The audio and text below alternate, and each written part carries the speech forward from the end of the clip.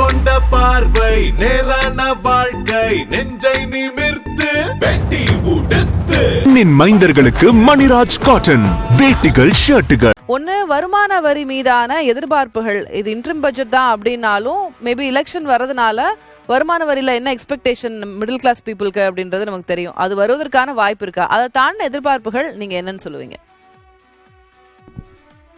Thank you, வணக்கம். ரெவன்யூங்கிறது அவர் ரொம்ப அருமையாக சொன்னார். The bloodline of India's economy, அதான் இந்த ரெவன்யூ.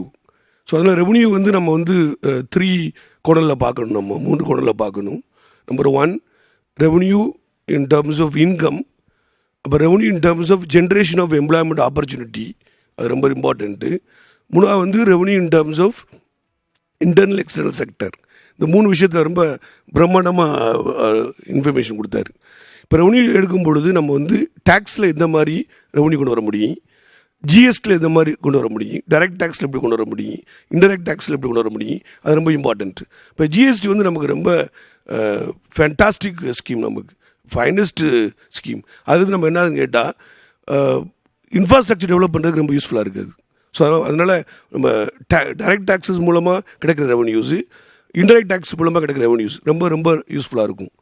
இப்போ வர்ற பட்ஜெட்டில் பார்த்தீங்கன்னா இன்ஃப்ராஸ்ட்ரக்சர் டெவலப்மெண்ட்டையும் அர்பன் டெவலப்மெண்ட், ரூரல் டெவலப்மெண்ட்டை ரொம்ப ஃபோக்கஸ் பண்ணி பார்க்குறாங்க. அதே சமயத்தில் தெர் ஆர் 7 செக்டர்ஸ் நம்ம ரெவன்யூ பற்றி ரொம்ப கேர்ஃபுல்லாக பார்க்கணும். ஒன்று வந்து அக்ரிகல்ச்சர், அப்புறம் வந்து எப்படி ரெவன்யூ வந்து ஹெல்த்தில் டெவலப் பண்ணி கொண்டு போகலாம், எஜுகேஷன், இன்ஃப்ராஸ்ட்ரக்சர், அப்புறம் வந்து எம்ப்ளாய்மெண்ட் ஆப்பர்ச்சுனிட்டிஸ். அப்போ ரெவன்யூ மாடல் வச்சு எப்படி சோஷியல் செக்யூரிட்டி டிஃபென்ஸ் ரொம்ப important revenue model. So therefore நம்ம வந்து revenue not only income revenue plus also outflow revenue ரெண்டுமே ரொம்ப கேர்ஃபுல்லாக அனலைஸ் பண்ணணும். நீங்க ஓவராலா இப்போ நம்மளோட நிதி நிலைமை என்ன, இன்டைரக்ட் டாக்ஸ், டைரக்ட் டாக்ஸ்ல எப்படி எல்லாம் ரெவன்யூ ஜெனரேட் பண்ண முடியும் அப்படின்றது நீங்க சொல்லியிருக்கீங்க சார். நான் வந்து ஒரு சாமானிய மக்களுடைய எதிர்பார்ப்புல இருந்து கேட்கிறேன், இன்கம் டாக்ஸ் வேவ் ஆஃப் பண்றதோ இல்ல அதனுடைய அந்த ரேஞ்ச் குறைக்கிறதுக்கான அதற்கான வாய்ப்புகள் ஏதாவது இருக்குமா? யூசுவலா இன்டர்ம்ல அது பண்ண மாட்டாங்க, எலெக்ஷன்ஸ் இருக்கிறதுனால அது வருமா அப்படின்ற ஒரு எக்ஸ்பெக்டேஷன் நமக்கு இருக்கு. ஏதாவது இருக்குமா? நீங்க அருமையா கேட்டீங்க, ஸ்டார்டிங்ல இருந்து சொல்லிட்டு இருக்கீங்க. அதை நம்ம கண்டிப்பா வியூ சொல்லணும். பட்ஜெட் அண்ட் இன்ட்ரீம் பட்ஜெட் பயங்கர டிஃபரன்ஸ் இருக்காது. ஸோ அதனால் நீங்கள் அடிக்கடி அந்த வார்த்தை சொல்கிறது வந்து மக்களுக்கு ரொம்ப யூஸ்ஃபுல்லாக இருக்கும். ஓவரால் பட்ஜெட் வந்து காம்ப்ரிஹென்சிவ் பட்ஜெட், 5 இயர்ஸ் ஒரு பிளானிங் போர்டு மிஷினோட கொண்டு போகிறது, அப்புறம் எவ்ரி இயர்ஸ் அதை மாற்றிக்கிட்டு இருப்பாங்க. ஆனால் இது இன்ட்ரீம் பட்ஜெட். இந்த இன்ட்ரீம் பட்ஜெட்டில் வந்து ரொம்ப ஷார்ட்டாக ரொம்ப கிளியராக எப்படி மக்களுக்கு யூஸ்ஃபுல்லாக இருக்கும். ஏன்னா ஜூன் ஜூலையில் திரும்ப ஃபார்மேஷன் பண்ண போகிறாங்க. அந்த வித்தின் அந்த ஒரு விஷனரி தான் இது. Interim budget is a visionary budget, ஒரு விஷனரி பட்ஜெட். அதனால் வந்து ரொம்ப ட்ரமாட்டிக்காக சேஞ்சஸ் இருக்காது. ரொம்ப சிம்பிளாக சொல்ல போனால் மேஜர் செக்டர்ஸை கவர் பண்ண போகிறாங்க. Health, education, employment opportunity, agri, housing, இந்த மாதிரி ஒரு மேஜர் செக்டரை மட்டும் தான் எடுத்து பண்ணுவாங்க இன்ட்ரீம் பட்ஜெட்டில். நம்ம வரி விகிதங்கள், வருமான வரி விகிதங்கள்லாம் இருக்குல்ல sir, last time old scheme, new scheme, அந்த மாதிரி சேஞ்சஸ் எல்லாம் இருந்தது. இது இன்ட்ரிம் பட்ஜெட் அப்படின்றதுனால அதுல சேஞ்சஸ் அந்த மாதிரி எதுவும் அறிவிக்கப்பட வாய்ப்பு இருக்குமா, இருக்காதா? ஏன்னா நான் எலெக்ஷன்ஸை மனசுல வச்சு கேட்கிறேன்.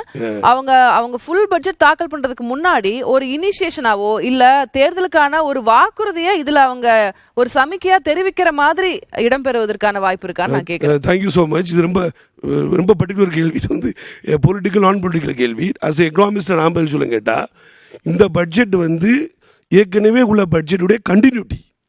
It won't be a new budget, it's a continuity. ஏண்டா ஒரு மிகப்பெரிய சிறப்பான ஒரு மிஷனில் போயிட்டு இருக்கு பாருங்க. என்னைக்குமே பட்ஜெட்டை வந்து 22-23 பார்க்கக்கூடாது, 23-24 பார்க்கக்கூடாது, 2014 பார்க்கணும். ஏன்னா இந்த கவர்மெண்ட் ஃபார்மேஷன் வந்து 2014 ஆரம்பிச்சிருக்கு. 2014 இருக்கிற மிஷன், இந்த மிஷன் இன்னும் போயிட்டே இருக்கு, கண்டினியூஸ் ஆகிட்டே இருக்கு.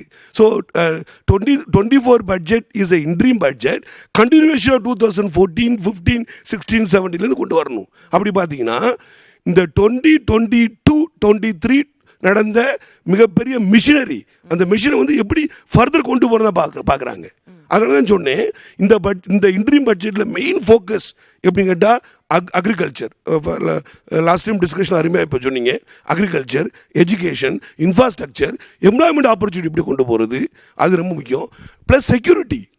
இந்த defence sector going to be very important. இந்த இடைக்கால பட்ஜெட் இருந்தால் கூட defence security is important. 2 security, social security, defence security, இந்த 2ஐயும் ஃபோக்கஸ் பண்ணுவாங்க, கண்டிப்பாக பண்ணுவாங்க. சோஷியல் செக்யூரிட்டி ஏன் இம்பார்ட்டன்ட் கேட்டால், இந்த இடைக்கால பட்ஜெட்டில் கூட பில்லியன் பாப்புலேஷன் எப்படி வந்து கொண்டு போகிறது பாருங்களா. இப்போ பிரைம் மினிஸ்டர் ஒரு முக்கியமான ஹிண்ட் கொடுத்துருக்காரு. பவர்ட்டி அலிவியேஷனை கம்ப்ளீட்டாக எராடிகேட் பண்ண சொல்கிறாரு. அது இன்ட்ரீம் பட்ஜெட்டை ஃபோக்கஸ் பண்ணுவோம். ஃப்ரம் தேர் ஐ திங்க் நான் வந்து தாமஸ் சார் கிட்ட கேட்க விரும்புறேன். மைக் யூ கேன் பாஸ் அந்த மைக் சார். பவர்ட்டி வந்து ஒழிப்போம் அது சொல்லிருக்காங்க. வேறஸ் கடந்த ஒரு 5 இல்லைன்னா 10 வருடங்கள் அதனுடைய முடிவில் நம்ம பார்த்தோம்னா நிறைய பணக்காரர்கள் அதிகமாக இன்னும் பணக்காரர்கள் ஆகி கொண்டு போகிறார்கள். ஏழைகளுடைய ஸ்டேட்டஸ் ஒன்றும் பெருசா உயர்ந்ததா தெரியவில்லை அப்படின்ற ரிசல்ட்ஸும் நமக்கு இருக்கு. இந்த முறை நாட்டுக்கான ஓவரால் ஜிடிபி growth இல்ல நாட்டினுடைய பொருளாதார வளர்ச்சி அதையெல்லாம் அவங்க ஃபோக்கஸ் பண்றது ஒரு புறம். இந்த பாவர்ட்டி ஒழிக்கிறதுக்கான மிடில் கிளாஸ் பீப்புளுக்கான அறிவிப்புகள் வருவதற்கான இல்ல அவங்க கொடுப்பதற்கான இல்ல அதுக்கான சமிக்கைக்கான வாய்ப்பு இருக்குமா சார் தாமஸ் சார்? இந்த கவர்மெண்ட்டில் அந்த ப்ரோக்ராம் வந்து ஏற்கனவே ஸ்டார்ட் பண்ணி சார் அந்த அருமையாக சொன்னார். அதை 2014 நம்ம பார்க்கணுன்னு நானும் அதை வந்து முழுமையாக ஒத்துக்கிறேன். அதுக்கு முன்னாடி நம்ம ஒரு 2-3 விஷயத்தை மட்டும் பார்த்துடலாம். ஒன்று வந்து உங்களுடைய நிருபர் வந்து எக்ஸ்பிளைன் பண்ணது பற்றாக்குறை வந்து 8 லட்சம் கோடி, ஆனால் நம்ம எதிர்பார்த்தது வந்து 17 லட்சம் கோடி. ஸோ அந்த இடத்துல வந்து ஒரு ப்ரூடன்ட் மேனேஜ்மெண்ட் அதை வந்து நம்ம கண்டிப்பாக கவர்மெண்ட்டை வந்து பாராட்டியே ஆக வேண்டும். அதனால் வரி வருவாயை வந்து அவங்க எல்லா இடத்துலேருந்தும் கரெக்டாக அவங்க வந்து ரெஜிஸ்டர் பண்ணியிருக்காங்க. இந்த க்ரோத் வந்து கரெக்டாக இருந்திருக்கு. இன்னொன்று அதுக்கு முன்னாடி இந்த நீங்கள் கேட்டீங்க இந்த எப்படி இந்த ஆக்ஸ்ஃபாம் ரிப்போர்ட்டு படி நம்மளுடைய இது பணக்காரர்களுக்கும் ஏழைக்கும் உள்ள வித்தியாசம் வந்து அதிகரிச்சுட்டே போகுது. அது இருக்கத்தான் செய்யுது, உலகம் ஃபுல்லாக இந்த இது இருக்குது. ஆனால் ஆக்ஸ்ஃபாம் ரிப்போர்ட்டை நம்ம கண்டிப்பாக அப்படியே எடுத்துக்கணும்னு அவசியம் இல்லை. ஏன்னா அந்த ரிப்போர்ட் அவங்க எப்படி தயார் பண்ணுறாங்க எந்த ஒரு விதமும் நமக்கு இது இல்லை. ஆனால் அந்த குறை வந்து இருக்குது, இல்லைன்னு நான் சொல்லலை. ஆனால் இதுக்கு ஏற்ற மாதிரி கவர்மெண்டோட வருவாயும் நம்ம வந்து பார்க்கணும் எப்படி இருக்குது. இந்த வருஷம் பார்த்தீங்கன்னா இந்த 23-24 பார்த்தீங்கன்னா 17% உயர்ந்திருக்கு. அதாவது நெட்டு டைரக்ட் கலெக்ஷன் வந்து 20%, அட்வான்ஸ் டேக்ஸ் கலெக்ஷன் வந்து 19.94%. இதை தவிர வந்து வரியல் செலுத்துவோரோட நம்பர்ஸும் அதிகமாக இருக்குது. அது என்ன காட்டுதுன்னா நமக்கு வந்து வேலைவாய்ப்பு உயர்ந்திருக்கு. அதுதான் அதோட டைரக்ட் இது. வேலைவாய்ப்பு உயர்ந்தால் தான் வரி செலுத்துவோரோட அல்லது டேக்ஸ் ஃபைல் பண்ணுறவங்களோட எண்ணிக்கை வந்து அதிகரிக்கும். இது ரெண்டுமே வந்து ரொம்ப முக்கியமாக பார்க்கணும். அதுக்கப்புறம் பார்த்தீங்கன்னா டிவிடெண்ட் இன்கம், அதாவது பொதுத்துறை நிறுவனங்கள். இதுக்கு முன்னாடி பார்த்தீங்கன்னா பொதுத்துறை நிறுவனங்கள் பலதும் வந்து நஷ்டத்தில் இயங்கும். இப்போ பார்த்தீங்கன்னா வங்கிகளாக இருக்கணும், ஸ்டேட் பேங்க் ஆஃப் இந்தியா, இல்லைன்னா இந்த Bank of Baroda or Hindustan Aeronautics போன்ற நிறுவனங்கள், Chennai Petroleum, IOC, Cochin Shipyard, இந்த மாதிரி நிறுவனங்கள் வந்து அதிகமாக லாபம் ஈட்டுகிறது.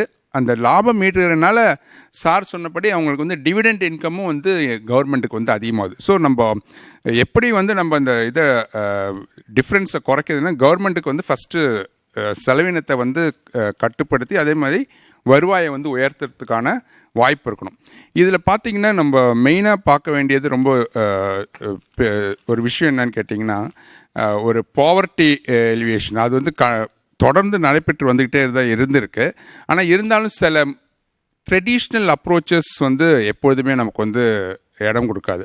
அதில் வந்து ஒரு 6-7 ப்ராப்ளம்ஸ் அதில் இருக்குது. என்னென்ன கண்டென்ட் மேட்டர்ஸ்ன்னு சொல்கிறாங்க. எந்த கான்டெஸ்ட்டில் இந்த பாவர்ட்டி நடந்திருக்கு அதுக்கேற்ற மாதிரி தான் நம்ம வந்து இந்தியா ஃபுல்லாக ஒரே இது. இப்போ தமிழ்நாட்டுக்குள்ளே பார்த்தீங்கன்னா தஞ்சாவூர் மாவட்டத்தில் எப்படி பாவர்ட்டி குறைக்கிறதுக்கும் இல்லை திருச்சி மாவட்டத்தில் எப்படி கொண்டு பார்த்தீங்கன்னா ரெண்டுமே வித்தியாசம். ஏன்னா அந்த இருக்க நிலைமை வந்து வேறு, மக்களோட வாழ்க்கை தரம் எல்லாமே வேறு இருக்குது.